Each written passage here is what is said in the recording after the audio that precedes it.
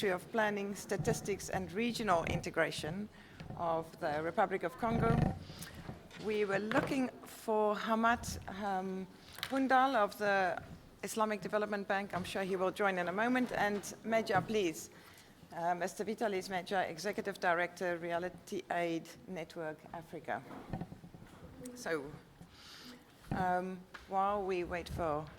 there's Hamad, I think. Yes. So, I mean, this discussion, I think, is for us, for UNDP, is a really important discussion in terms of our support to many program countries. But in this discussion, I also want to broaden the sort of how we think about crisis and fragility and vulnerability in terms of location and how people are affected.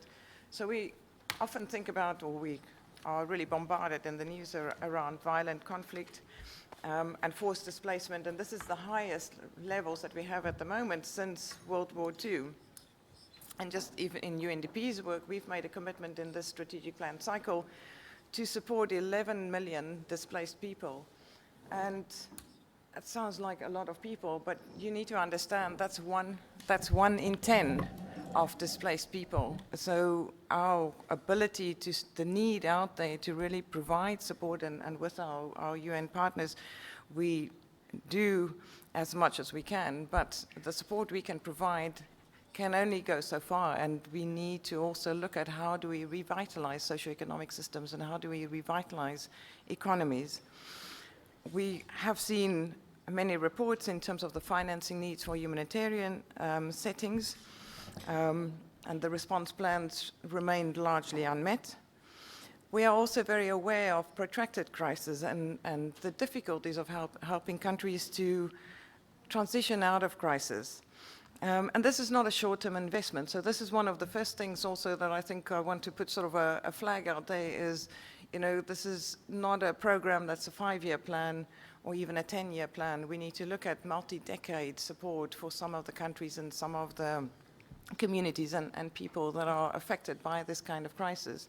Especially if you think about, coming back for a moment to conflict and war and violent conflict in particular, that the development loss, it sets countries and communities and individuals back 2 to 3 decades as a minimum. So, you know, the investment to not only in the first instance protect some of those gains that are slipping through our fingers, but also to regain it in terms of education, in terms of health systems, in terms of opportunities, economic opportunities, is really massive.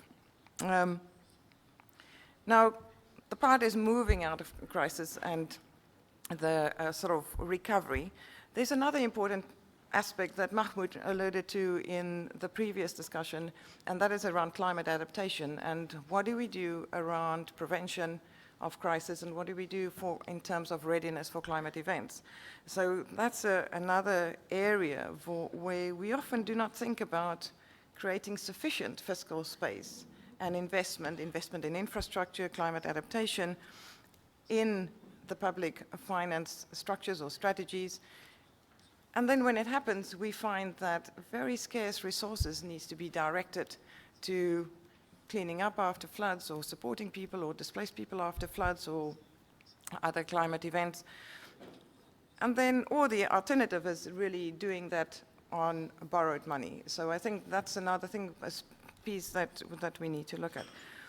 So when we think about what we call for short crisis financing, and I'm sure the FFD process can come up with a much better definition in terms of what would be agreed as crisis financing, we look at a number of categories. So the first is in terms of unlocking finance, and mainly public finance. So how do we support countries to access some of the loans that's been allocated years ago, but because of institutional barriers are just not reaching the country?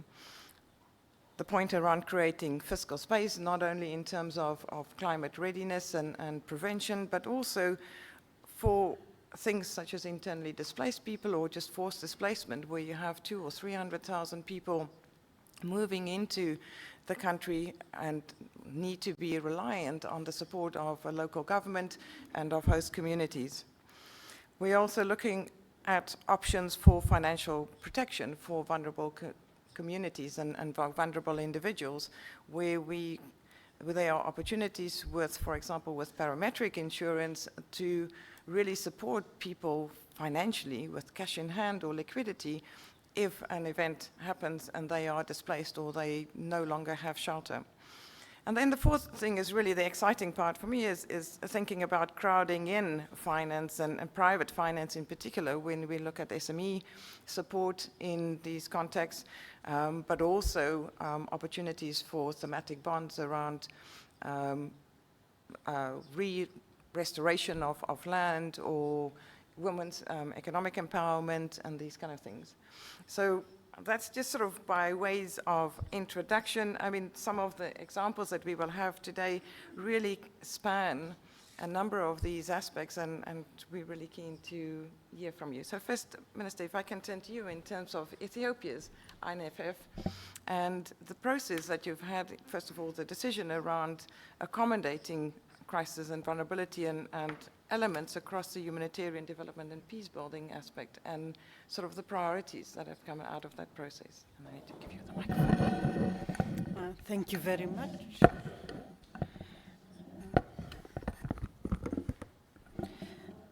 Yeah, it's okay. As we were going through the INFF strategy development, again, one of the key things that came about was the need first to project where we're going, to identify resources needed, financial, technical, and other support needed to catalyze the growth that we want. And yet there was this situation that we had to deal with, and that is crisis. Crisis that happens. Ethiopia is prone for conflict.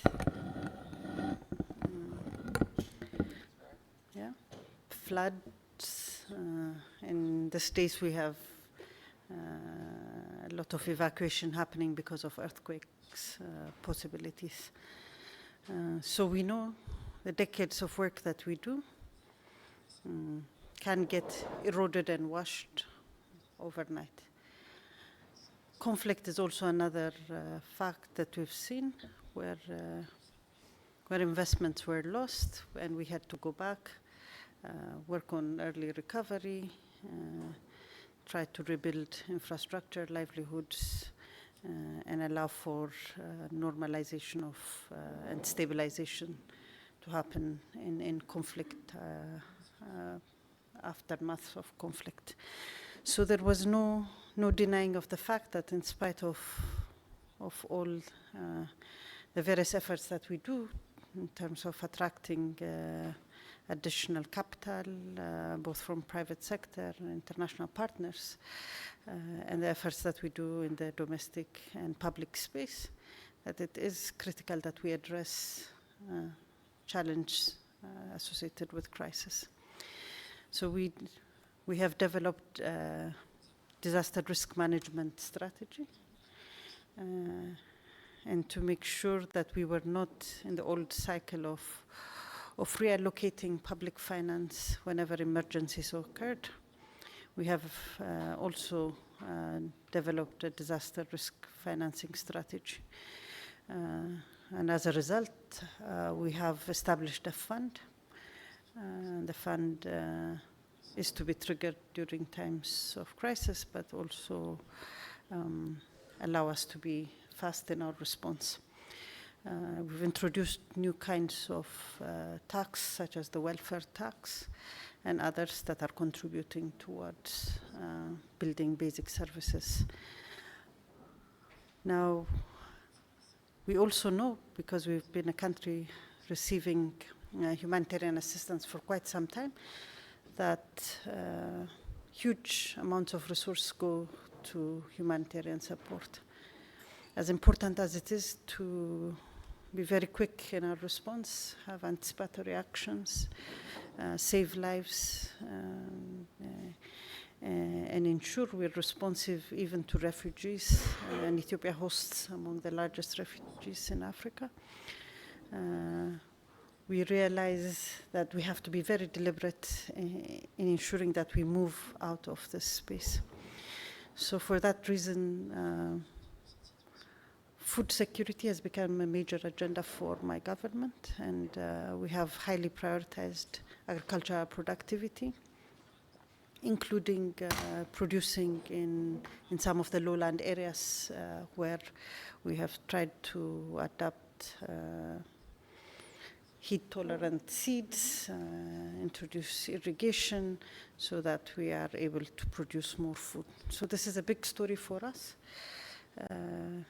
It has started to shift the mindset of leadership at various levels, that focusing on resilience is critical, that we should be moving towards food security, and that as we work on our infrastructures, as we work on various efforts, that we have to really be mindful of crisis and the need to have proper preparedness and response.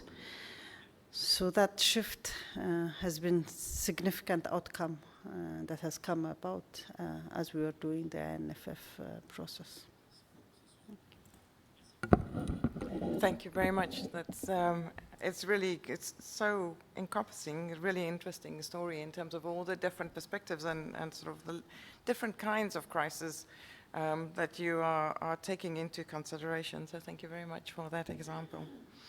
If I can turn now, since you also mentioned the humanitarian settings, and to Carlos, and you published a report, Finance for Children in Fragile and Humanitarian Settings. And it would be very useful to learn more about the report, and I'm slightly embarrassed that I didn't catch that one, but if you can tell us a little bit more about the key findings and also the recommendations from that report. Yes, thank you. Thank you so much. And I think I want to make you take a step back from that, because UNICEF was created in 1946, as many of you may know, with one purpose: to save and reconstruct the lives of European children after World War II. That was the original purpose of the existence of the United Nations Children's Emergency Fund. Over time, we realized that humanitarian action has to be anchored in stronger and development systems. In the 80s, we sort of adopted a country-led strategy approach, what we now call, and with the UNDP and others, with a country program approach, where you put what are the priorities of the states and the member states, and how can we help address and build the capacities to get there. Then we evolved more recently to a very focused approach with equity. So it's every child, but it's also that child that's being left behind. And that brings us back to the humanitarian work. Today, in 2024, I would say, there were 311 million people living in contexts of crisis that required humanitarian aid. 94, 1/3 of those were children. The funding gap to address these children was huge. In the health sector, 2024, $3.5 billion. In the education sector, $2.5 billion. And in the wash, sanitation, $2.9 billion. And these are just figures in the countries in a year for humanitarian action. So taking a step back from the sustained investments, these are the emergency investments. 90% of these funds were invested in the protective side of the emergency. Less than $1 out of $10 in building resilience. This is the most expensive way to get to development. So what we need to do is to be able to find ways of shifting humanitarian investment towards system strengthening activities. And we are already doing that in many of our programming. What we look for is to promote a continuum of programming that goes, that you may not see the difference and we need the collaboration of development partners and partners on the ground to help shift this and start eliminating this differentiation between humanitarian and development and just programming for results. But it's not easy, and there's 5 challenges and 5 recommendations that I think that I wanted to bring up going to summarize them in 4 maybe. One of them, what do we need to get there? And one of those recommendations in the humanitarian action is the power of data. And not just because data is important, it's because data is trust, it's validity, it's integrity, it's accountability. So we are investing in ensuring that we have data on the situation, that it's properly validated, and that it allows us to make the best decisions. We need to understand what are the drivers of change, and without the proper data, it's very difficult for anyone to make those decisions. So it's investments in data in humanitarian response is one of the first elements that we are promoting as part of these recommendations. The second one is ensuring that there are no gaps in funding of social services. These social services breaks are the ones that push us back years in education, years in health, peak back for mortality, and puts us where we are today, that we have to invest twice as much to get to where we were sometimes 20 years ago. And I think that this is something that, as we look forward in the integration of working in a context of debt, that servicing debt doesn't mean a trade-off of discontinuity of the expansion of social services, health, education, and protection for children across. It will be more expensive later. The third one is something that I think it's been spoken, but I think it needs to be reiterated.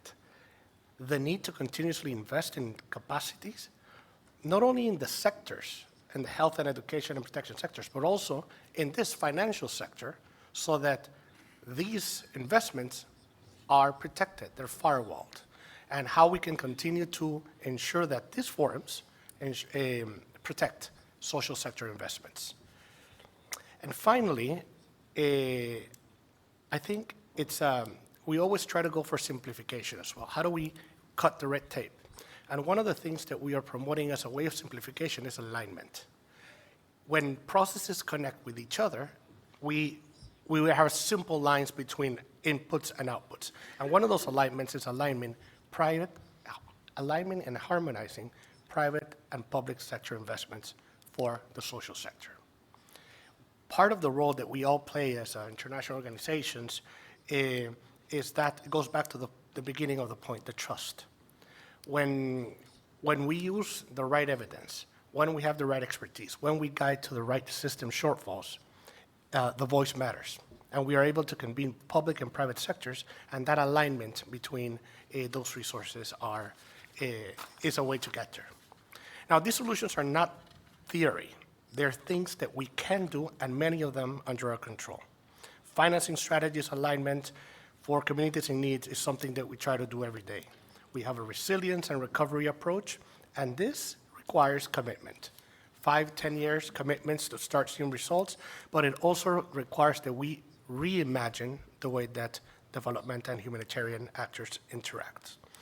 So I appreciate again the space that was given to UNICEF, and when I mean UNICEF, I mean to the voice of children in this forum, and it's really special to be able to see how the power that this frame has, the colleagues from UNDP as well, to convene the real actors that need to make big choices on this element. So thank you so much for having us here, and it's really been a pleasure to share the space with you guys for today. Thank you so much. Thank you very much.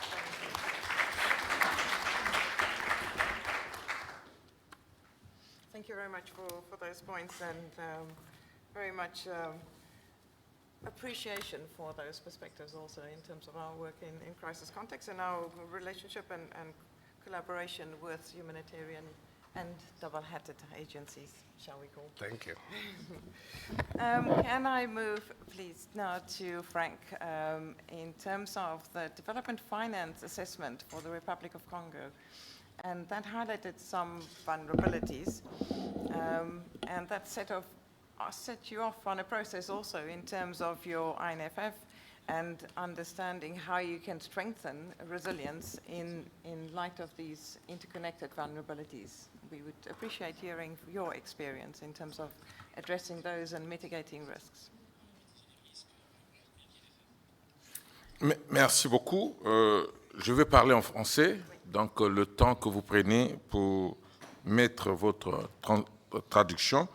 Déjà pour dire que lorsque je suis arrivé, j'avais commencé, j'avais fait une bonne présentation, une très bonne présentation, mais je me suis dit, je vais présenter. Mais lorsque j'ai suivi les discussions ici, je me suis dit, les présentations là restent que de la théorie.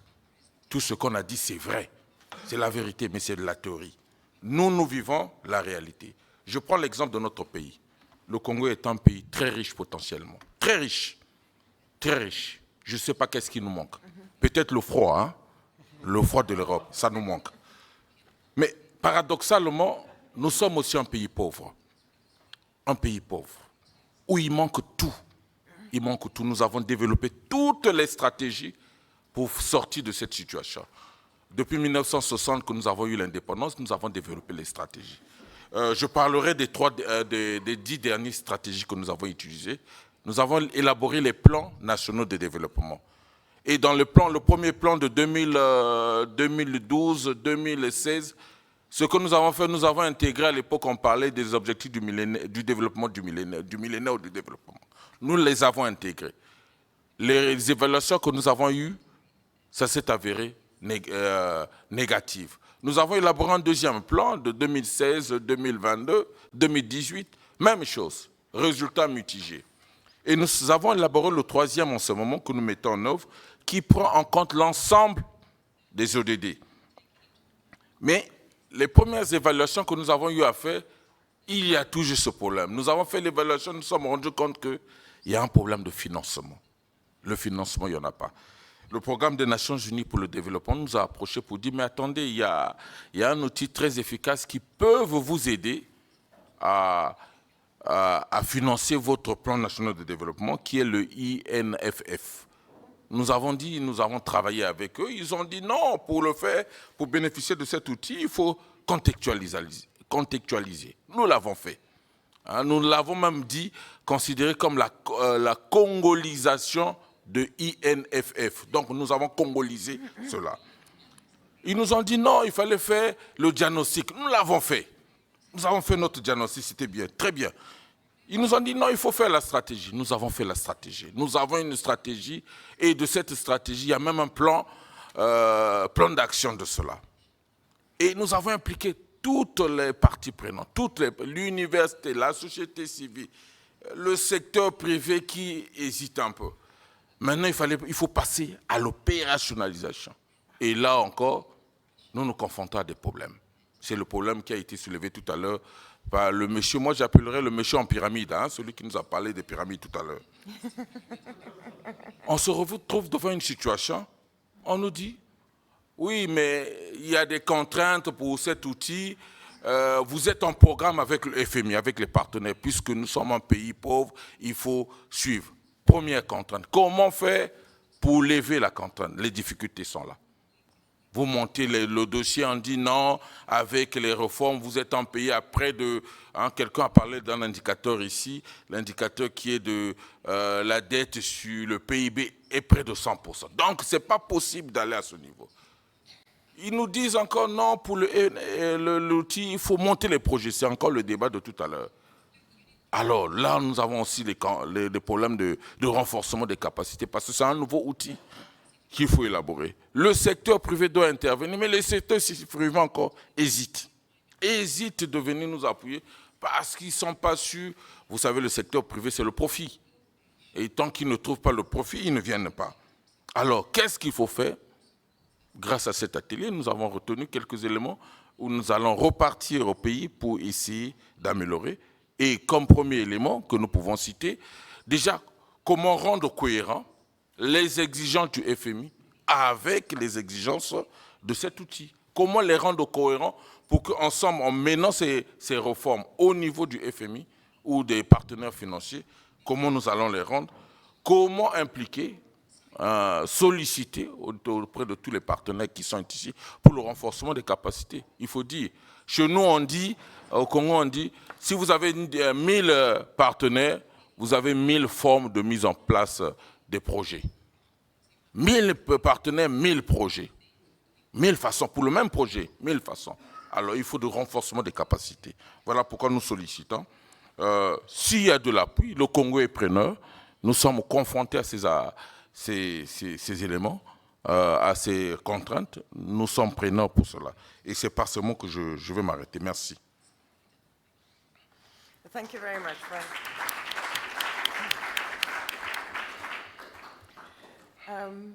Right, so in terms of sort of differentiating strategies, we've also been in discussions with the Islamic Development Bank, and not only in terms of the sort of the overarching strategy for crisis and fragile and conflict-affected countries, but Hamad here, as country strategy and engagement manager, is also have examples to share in terms of how that is cascaded then to the country level, and we'd be very happy to hear about that. Thank you. Thank you very much. So it's a great pleasure to be here, and thank you for inviting us.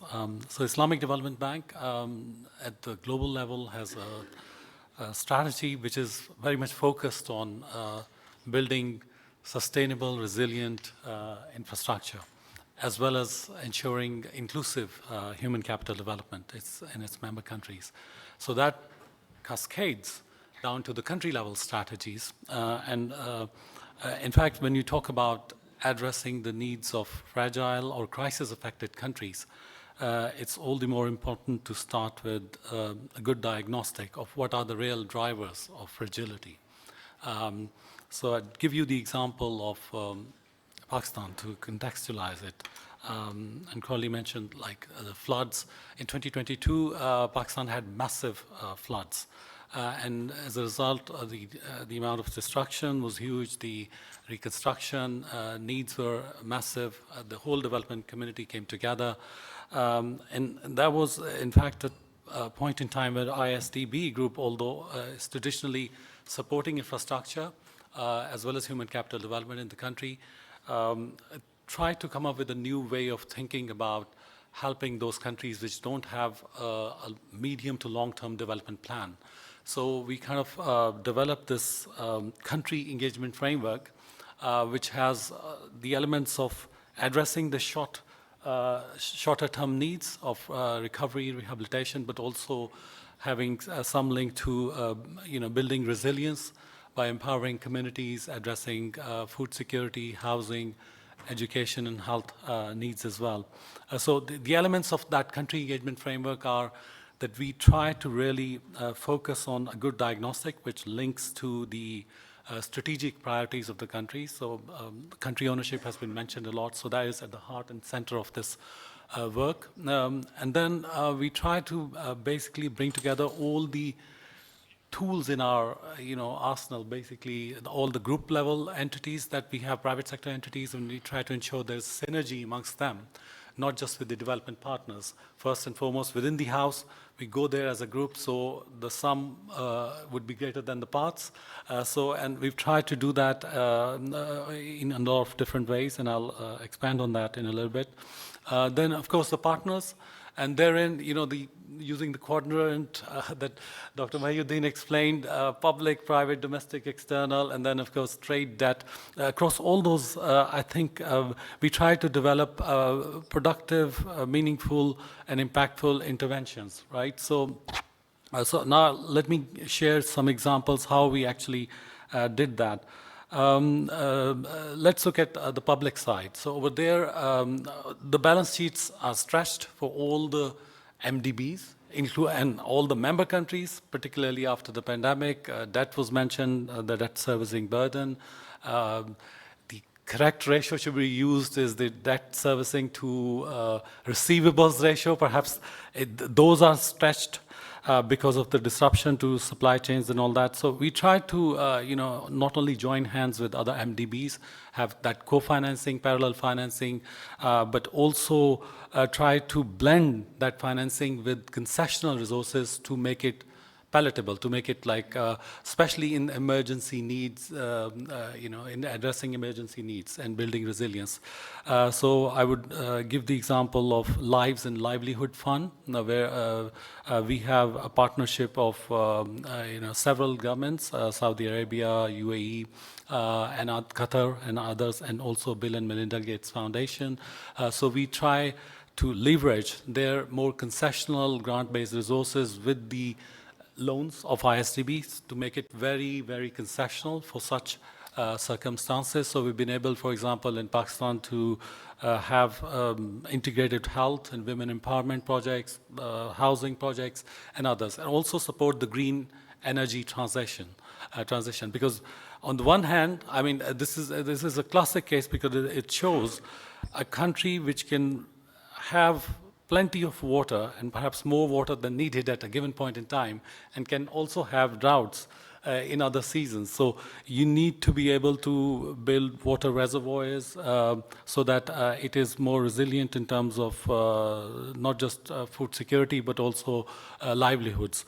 So that also we are supporting as under this country engagement framework. And then that enabled us to apply that schematic to other contexts, such as Turkey and, of course, onwards to a lot of other countries.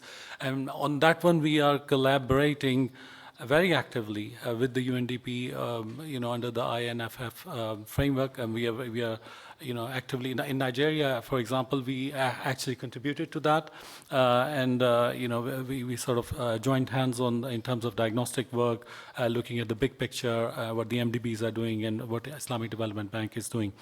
Now, talking about some of the other initiatives, if I could move to the market-based or private sector resources. So it's always challenging to mobilize. It's, I think, much easier to talk about billions to trillions, which doesn't translate because actually those funds are not there for you, perhaps. It's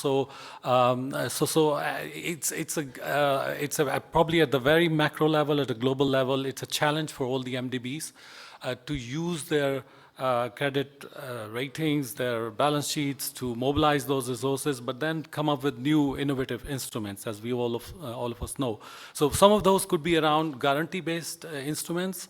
In Islamic finance context, that be takaful-based, and we can explore that and build on that. But already we are using to a smaller scale, which we'd like to expand on with the likes of ISEC, which is the insurance arm similar to MIGA.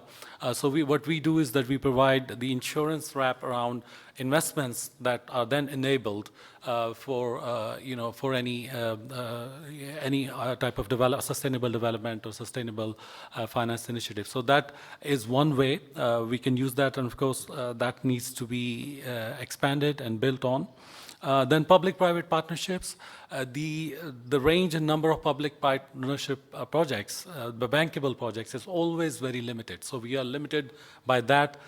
Therein lies the need for technical preparatory activities, and always we are looking for that type of capacity to come to help countries to build and develop bankable projects, but it's not easy. So, but that is always part of our country engagement framework that we do. Then on the trade front, we have an entity called International Islamic Trade Finance Corporation, which also helps our member countries in terms of helping them import strategic trade commodities as well as building their trade development programs. And that has been very successful in countries which really need urgent help. It's short-term financing, but it helps them, for example, strategic commodities could be not just oil, but also wheat, food. So in terms of ensuring food security, it really helps in a big way. So that has been also part of our work under the country engagement framework. Then finally, we, in terms of building resilience, we've had a global program called Food Security Response Program, which a number of colleagues mentioned the need to ensure food security, especially for crisis-affected communities. Under that, we, as a group, we are investing more than 10 billion in terms of helping the farmers increase productivity, market access, helping really all across the value chain of food production to increase and build resilience at the community level. So these are some of the initiatives that we have undertaken under this country engagement framework. But there are several things I think we find still challenging. And we need to not only join hands with other partners, but also think of innovative ways to mobilize resources. I would like to leave with this thought on the role of national development banks, which was mentioned in the previous session. Therein, although it's more kind of indirectly linked to resilience, but I think it probably touches upon building the resilience which is more economic. Those development banks have a significant role to play. They are connected with the real private sector of the country. So you could reach out to the private sector and through them, build some kind of economic empowerment, resilience. And we have had very successful experience on that in countries like Turkey, where there's the guarantee-based line of financing. We've activated that, and not just the Islamic Development Bank for its ordinary financing, but also all across our entities, they've been able to support that along with other MDBs. So we hope to be able to replicate that in more challenging settings, such as Nigeria, which was mentioned, lots of development banks. So we aim to and plan to work with them to develop such a mechanism whereby we could reach out to not just the private sector, but the vulnerable segments of society to build greater economic resilience. So thank you very much. Fantastic. Thank you so much for sharing that very, very practical and a wide range of instruments that you've shared.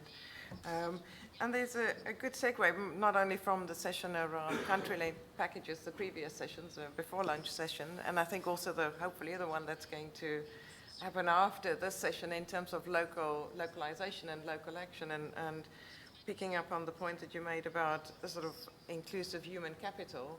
And we found in our work, well, it's not a finding, I mean, we are focusing in our work also really on thinking about human agency and how we invest in human capital to give individuals those choices and the capacity to respond as a super important part of our support that we can provide. But on the subject of communities and civil society, and also trust that you mentioned as well and was mentioned earlier, maybe Meja, if I can turn to you in terms of the role in your work in being that interface between some of the institutions or organizations and communities, please.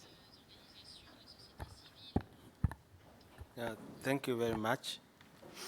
But before reflecting on that, I think I wanted to raise 2 points that I think we need to ask ourselves on this INFF and resilience and crisis. And the first question for me is if INFF is crisis resilient, or if it can provide, or it is crisis ready. Because whether within that framework, if something happened to a country, it would send the correct signals for countries to make relevant adjustments. And I'm thinking about this in the context of what happened during COVID. Whether if we had INFF at that time, it would provide the necessary signals for countries to make necessary adjustment that could save it from the crisis that it finds itself. And if it doesn't, what do we need to put in place to prepare it for future crises? Because otherwise we'll have programs and programs coming in, and then technocrats who are here, some of which work so hard to embed these things in the system and the architecture, don't have an answer to provide to politicians. So that is one question that we have to ask ourselves about. Because also the citizen, once the crisis sets in, they expect the system to respond accordingly and provide them with strong safety nets. So as we design and conclude on this, I think the crisis crisis response aspect of INFF needs to be clearly thought out going forward. The second point is really about how do we embed the INFF into the country architecture. And here I'm thinking about the guys who deal with planning know that you have a 5-year planning program. You have a program that runs for 5 years. If yours already started 2 years ago and you came up with an INFF, how do you plan to integrate that? And how do you address the cycle issues, the institutional issues going forward? Because why I raise this also is because some of these national strategies, citizens have already participated in designing them, including the financing framework. So how do you plan to embed that? And this is something that all of us have to struggle with, because it's a challenge that we have to think about in terms of making sure that INFF is well embedded, but also contributes to supporting the SDG agenda, but also the country development agenda, which I think is critical. Which then brings me to fundamental question that you've asked. For me, the issue of citizen participation and engagement is indeed crucial for sustainability of this initiative. And it is not about whether they engage or not at this level, but I think if you want accountability that is credible, it is important that citizens engage in its design. Because when they are demanding accountability from you, they should know what they are demanding accountability about. So it cannot be that once the program has been designed, then you say, okay, now your role as CSOs is to demand accountability. So the question we have to ask ourselves is, from the onset, how are we involving civil society or the population? Because otherwise, that accountability is a bit suspect if you demand it at the tail end of the equation, that, oh, this is a program, your role is civil society, therefore your role is to, to be a watchdog, or, that doesn't work. Which then brings me the question of, how do we create that demand for accountability? And the first thing I raise is the need to strengthen how we mobilize for participation and engagement of civil society. And there, a mindset of government and development partners needs to shift, because we have to think about the whole society approach, not whole government approach. The whole society approach recognizes that all actors are stakeholders. So it's not about what is your role here. Private sector is to bring money, CSOs is to do watchdog role, government is set up the structure and system. No. It is us recognizing that we have a framework that needs to be put in place, that is new, that is looking at things afresh, and how do we design it collectively? And therefore, for me, government looking at every stakeholder and how they can contribute to this agenda becomes, therefore, very crucial. That will be my first point. The second point is really about creating and sustaining enabling environment. So it's one thing, yes, to mobilize for CSOs to engage and participate, but it's another to create enabling conditions for them to participate and engage. And there, we have to ask ourselves the kind of institutional frameworks that we have in place, the kind of mobilization tools we use, because we can't assume that all governments are the same. Like where I come from, I'm from Kenya, the Constitution demands that citizen voices must be heard, and they must participate. And indeed, citizens can take government to court and say, this policy is unconstitutional because we did not participate as citizens. But that is not the same across the board. So the question we have to ask ourselves is, even within the INFF, how do we ensure that the guidelines and the framework have created a provision for enabling environment where citizens' voices can be heard, can be mobilized, can be responded to going forward? The other point I wanted to raise is therefore, going forward, is really looking at the whole framework to be about having strong, inclusive, but effective institutions that is able, yes, to design the policies, financial policies, but also able to mobilize for community engagement and participation. The final comment I want to make on this is really having, again, another mindset change on looking at communities not as beneficiaries, but really looking at them as stakeholders. Because there you have a very different aspect. Because when you demand accountability, when citizens are stakeholders, the accountability demand becomes automatic. Okay? It becomes automatic because it will be about their right and them claiming their right. As opposed to saying that they are beneficiaries, there you have to be nice because we are bringing you gifts. Because this is not your money, we are aiding you. So they'll have to keep quiet. Like one of my lecturers told me that this was a German context, and she was telling me that in Germany, when you are given a horse as a gift, you wait until the owner is gone, then you can open the mouth. You don't open the mouth when the owner is there, because sometimes the horse might not have all the teeth in. So it's the same way for the communities. We will accept the gifts, but really, we cannot demand accountability from you. So we have to really think and reimagine the question of, if we want communities to participate, where are we placing them in this spectrum of partnership, right, and engagement in the spheres of demanding accountability? And so the final comment, again, is really, and here I give the example of Kenya, when it comes to accountability question. One of the things the country is grappling with is how to deal with the so-called Gen Z, the Generation Z. Okay? Because all the institutions apparently have failed on the accountability mandate. So the citizens themselves have taken that responsibility to demand accountability of their government. And the reason why is because they participated in budget-making process.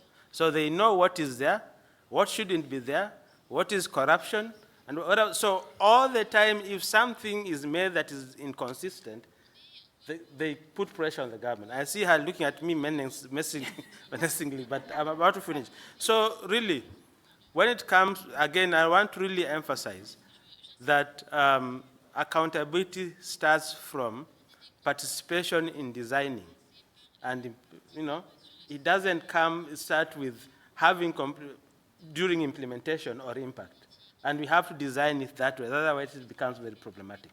Thank you. Thank you, Major. I think that's a great perspective, and the mindset change that you point out in terms of the difference between being a beneficiary and being a stakeholder, and the ownership versus then enabling you also in terms of demanding accountability. So thank you very much for that. Minister, I know you need to go very shortly, but I want to ask each of the panelists, but first the Minister, because she needs to go, one insight or a piece of advice for the FFD process in terms of thinking about crisis and agility or resilience.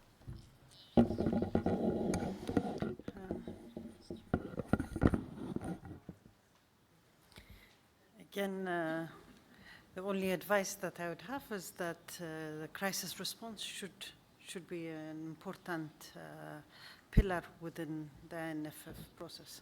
Otherwise, we are left in the same cycle, repeating the same efforts, losing and gaining decades of work, investments, and so my ask would be that we anchor this as a main pillar.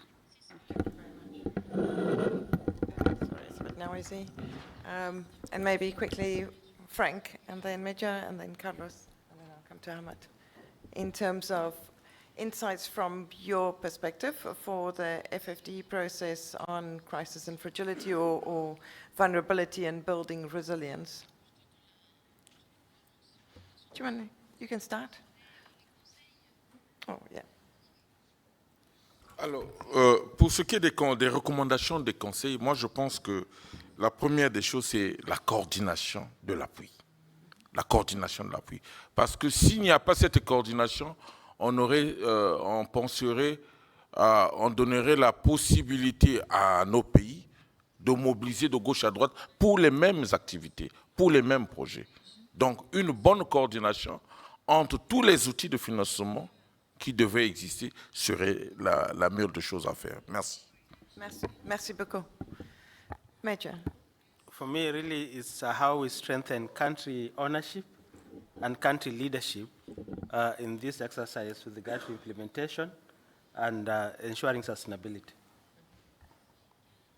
Thank you. For me, I guess the short version would be strengthen disaster risk financing and contingency budgeting. Stronger systems, risk-informed, capable responding to shocks are the best way to protect the social investments that we have been making for decades. So, Thank you. Hamad.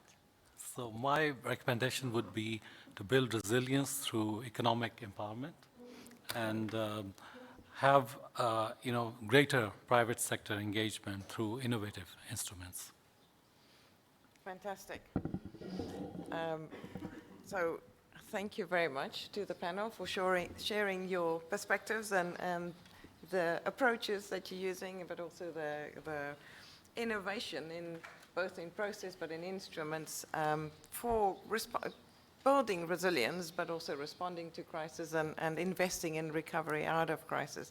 I know we are time pressed, and now Tom is looking at me menacingly, and I actually know the minister needs to leave as well. So can I ask you please for a round of applause for our panel, and thank you very much. Merci beaucoup. Thank you, Corley, and thank you to the panel. We'll take 25 minutes for coffee now and come back at 3:30 to talk about integrated local financing frameworks. Thank you.